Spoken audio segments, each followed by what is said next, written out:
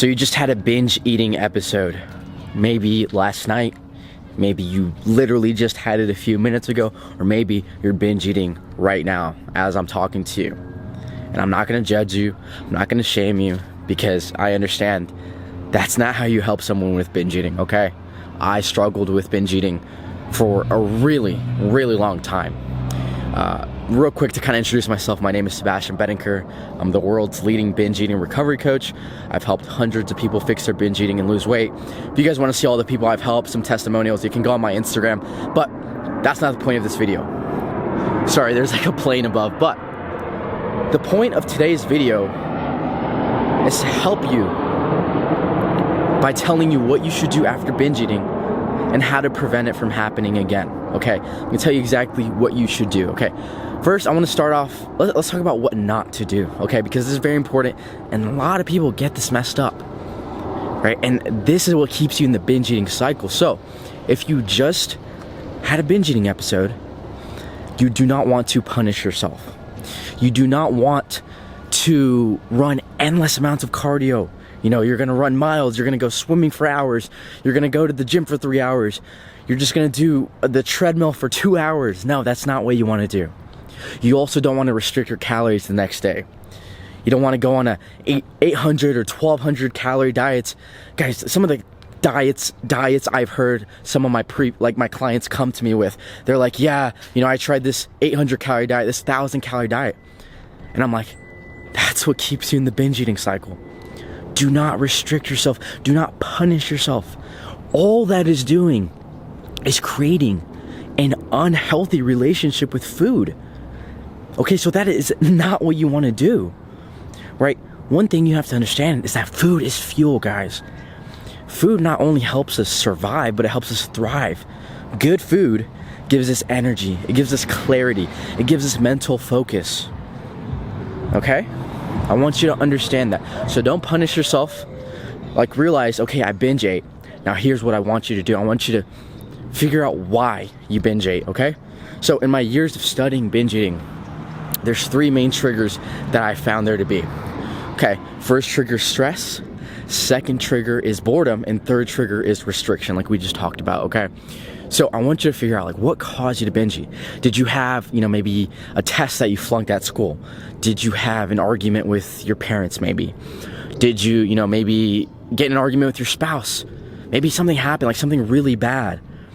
Maybe like a car crash or something, right? You want to figure out what caused you to binge eat. That would be, the things I just listed would be a sign of a stress trigger. Okay, and how you want to handle a stress trigger is you need to look for healthier coping mechanisms, okay? This is very person dependent, but some things that can help are maybe picking up a hobby that you used to enjoy, you know, maybe taking up your time with like a documentary or a podcast. Humor really helps me. Watching a scary movie, I love horror movies, right? But you want to look for healthier coping mechanisms. Maybe you can go out with some friends, do an activity that doesn't necessarily involve food. Maybe you can go downtown, go to the park, walk your dog, right? Like what I'm doing right now, I'm just walking. This helps me. This helps my mental health, okay? So you want to look for those healthier coping mechanisms. If, you know, you kind of do your own, what am I looking for? If you question yourself and you figure out that your trigger is caused by stress, right? Now, there's so much going on. This is one of the things I hate living about LA.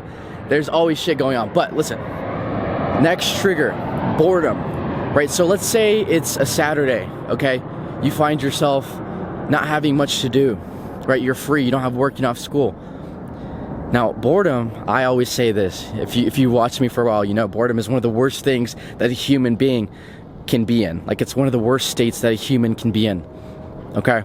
Because you're always going to be looking for quick fixes, kind of like to spike your dopamine, right? So if you deal with a boredom trigger, let's say, you know, you're off on a Saturday and you're constantly eating. You're opening up the pantry every 20 minutes. You're opening up the fridge every 20 minutes. You're grabbing a Twinkie. You're grabbing ice cream. You're grabbing something, right? That tells you have a boredom trigger. So really simple fix for this. You just need to fill up your time. Again, like I said, watching something funny can really help. Try to have something every hour of your calendar. I know it sounds very like, you know, what's the word I'm looking for? like very monotonous. I don't know if that's the right word, but like you're doing something for every hour. I know it sounds like a lot, but it really helps. You know, maybe 8 a.m. you wake up, 9 a.m. get ready for the gym, 10 a.m. you're at the gym, 11 a.m. yoga, 12 a.m. you're making lunch, right? Just try to fill up your calendar, and that way you don't have a completely free calendar and you're not bored. That's really going to help you with the boredom trigger. Now, if it's something like a restriction, let me explain like what really a restriction trigger is, because it's also very common. So like I said, guys, you don't want to eat very little calories. That's not going to help you. Let's say you starve yourself in the morning. You starve yourself all day, so that way you can have a big meal at night, right? You've heard that, intermittent fasting. A lot of people like it. But when it comes to emotional eaters, binge eaters like us, that's not going to help you, okay? So what ends up happening is you starve yourself all day, you have something at night, you're like, okay, I'm good, but then all those cravings kick in, right? All those cravings kick in, and you end up having 4,000 or 5,000 calories, Jack in the Box, Pizza Hut, donuts, cookies. I'm talking from experience, guys. That's what I used to do.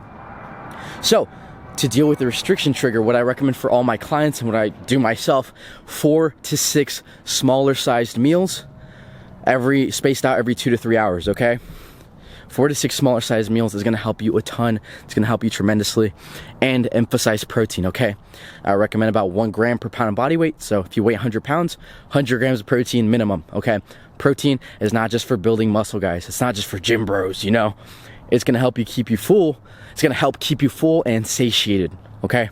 So, listen guys, kind of to recap, if you just had a binge eating episode, or if you're binge eating right now, do not punish yourself. It's okay. Tomorrow is a fresh new day. You're gonna start over. You're gonna have an amazing fucking day. I promise, okay? Don't punish yourself. Eat regular food, do a regular workout, don't overdo it, and don't restrict your calories, and try to figure out what caused that binge eating episode so you can get better.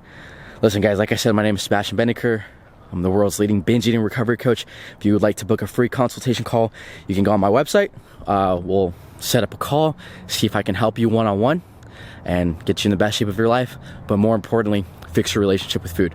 I love you guys. I hope you enjoyed the video. If you did, please drop a like. It really helps the channel, and send it to maybe a family member or a friend if it could help them. Love y'all. If you need any more help, drop some comments or questions in the comments, and I will see you guys in the next video.